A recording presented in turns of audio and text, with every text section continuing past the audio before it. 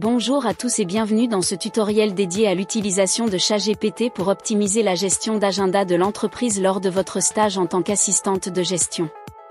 Organiser efficacement l'emploi du temps est crucial pour le fonctionnement d'organisation. Grâce à la puissance de ChatGPT, découvrirez des astuces pour planifier, prioriser et gérer de multiples tâches. Suivez attentivement les étapes présentées dans ce guide afin d'exploiter pleinement ses capacités. Après avoir compris pourquoi il est intéressant d'utiliser le ChatGPT dans l'organisation du calendrier de l'entreprise, nous allons étudier comment le faire correctement. Pour finir, nous analyserons quelques erreurs à éviter. Prêt à transformer votre façon de gérer l'emploi du temps? C'est parti! Tout d'abord, pour comprendre quel est le sens de se servir de ChatGPT, mettez-vous dans la situation. Vous venez de débarquer à l'entreprise qui vous a accueilli pour votre stage. Votre mission principale, c'est d'organiser l'agenda de toute l'entreprise. Cela signifie que c'est à vous de définir les échéances de certaines tâches, les dates des rendez-vous de PDG, des événements internes de l'entreprise, et beaucoup plus.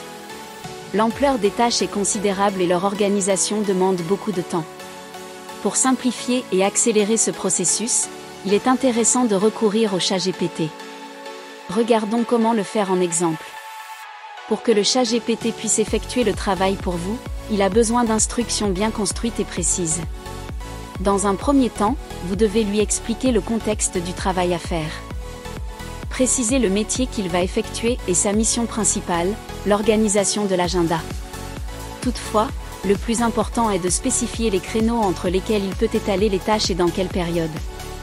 Ensuite, vous développez les éléments de l'organisation de l'agenda et lui commandez explicitement la forme sous laquelle doit se présenter le résultat, c'est-à-dire les deux tableaux.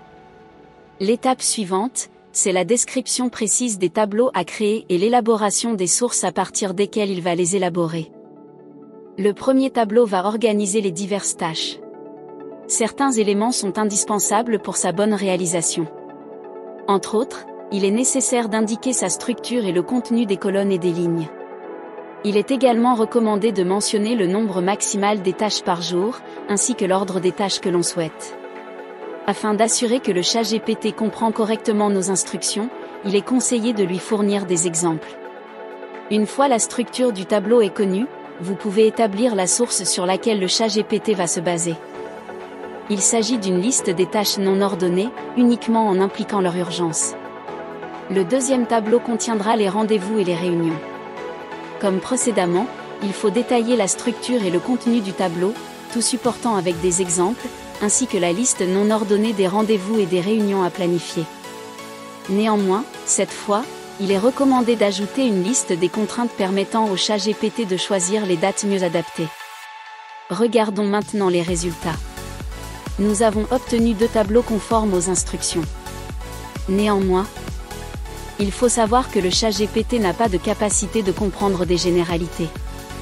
Toutes les instructions doivent être explicites afin d'éviter une mauvaise exécution de la demande. Merci pour votre attention.